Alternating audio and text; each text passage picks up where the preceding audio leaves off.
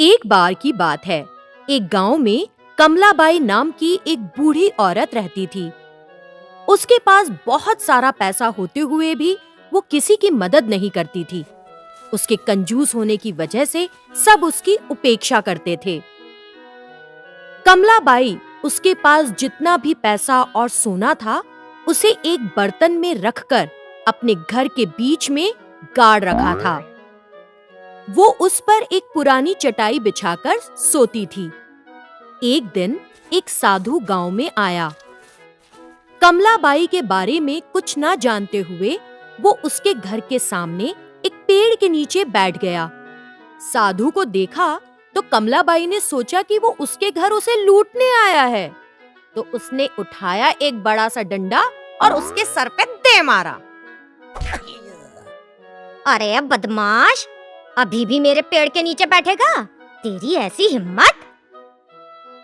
तुरंत वो साधु उठा और अपनी चीजें लेकर भाग गया।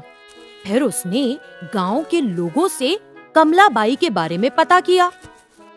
वो कमलाबाई, वो तो बहुत कंजूस है, किसी की मदद नहीं करती। बुढ़िया के पास पैसा बहुत है, लेकिन देती किसी को नहीं। कमलाबाई दान दक्षिणा कुछ नहीं करती। सबसे एक जैसी बात सुनकर साधु को कमलाबाई पर दया आई और उसने उसे बदलने की सोची। उस दिन आधी रात को कमलाबाई के घर के सामने एक अनोखी घटना हुई। कोई एक काला मुखौटा पहने अपने सर पर 9 घड़े रखकर अजीब सा नाच रहा था। जब कमलाबाई ने पायल के घुंघरुओं की आवाज सुनी तो उसने एक बड़ा सा डंडा हाथ में लेकर घर का दरवाजा खोला। एक भूतनी को घर के सामने नाचते देखकर कमलाबाई डर गई। तुरंत वो अपने घर में घुस गई और दरवाजा बंद कर दिया। फिर उसने खिड़की से बाहर झांका।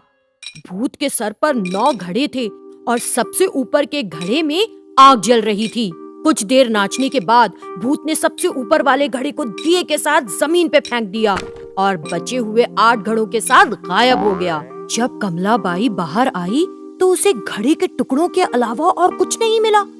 तब कमलाबाई डर गई। मेरे घर में भूत आया था, मेरी मदद करो, मेरी मदद करो। क्योंकि कमलाबाई को कोई पसंद नहीं करता था, किसी ने उसके चिल्लाने की फिक्र नहीं की।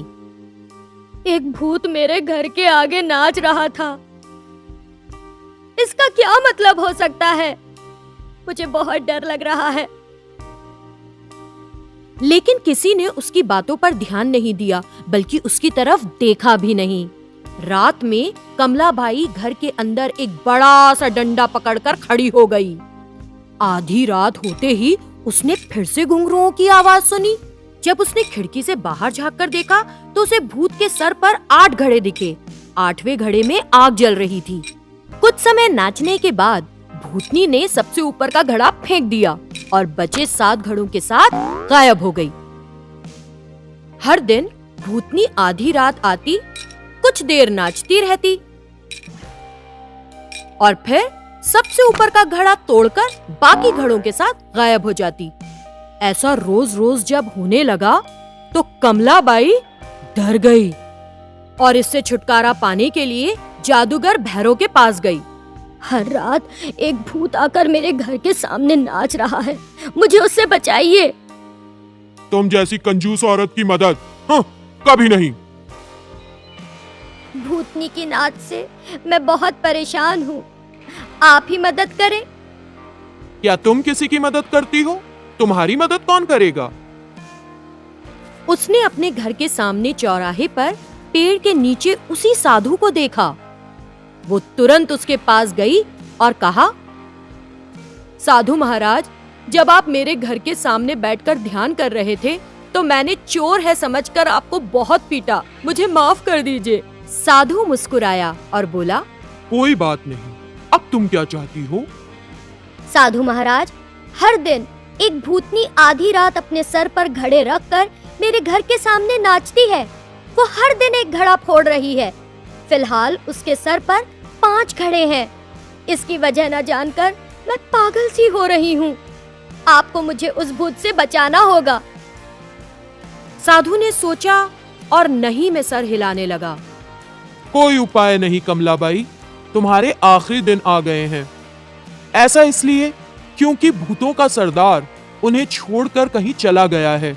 इस वजह से सारे भूत निसहाय हो गए हैं। समूह छोड़ते वक्त भूतों के सरदार ने उनसे कहा कि तुम उनकी सरदार बनने योग्य हो, इसलिए वो भूत तुमको अपने साथ ले जाने की कोशिश में हैं। अगर तुम बहुत समय जीवित रही तो ये कैसे मुमकिन होगा? इसीलिए वो अलग अलग तरीकों से तुम्हें ले जाने का प्रयास कर रहे हैं। जैसे ही बचे हुए 5 घड़े फूट जाएंगे, तुम मर जाओगी। हे ईश्वर, आपको मुझे उनसे बचाना होगा। मैं अपनी सारी जमा पूंजी आपको दे दूंगी, कृपया कुछ कीजिए। ठीक है, आज से तुम श्रद्धा पूर्वक धर्म, पूजा, दान, सहायता और दूसरी अच्छी चीजें करना शुरू करो। बाकी मैं देखता हूँ। उस दिन से कमलाबाई ने दान देने का निश्चय किया। जब वो लोगों को दान देने पहुंची तो किसी ने उससे कुछ नहीं लिया। लोग उससे दूर जाने लगे। यहाँ तक कि कुत्तों और कौओं ने भी उसके डाले खाने को नहीं छुआ। और उस रात कमलाबाई के घर के आगे एक और घड़ा फूट गया। अगली सुबह कमलाबाई साधु के पास गई।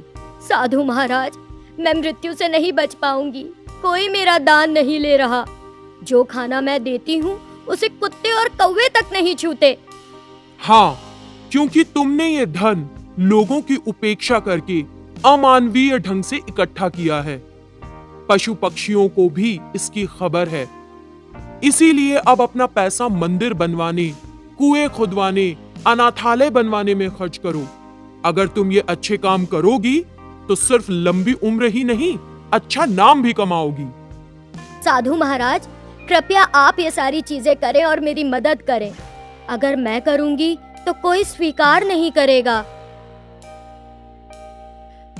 फिर कमलाबाई ने अपना सारा पैसा उस साधु को दे दिया। उस पैसे से साधु ने कई अच्छे काम किए।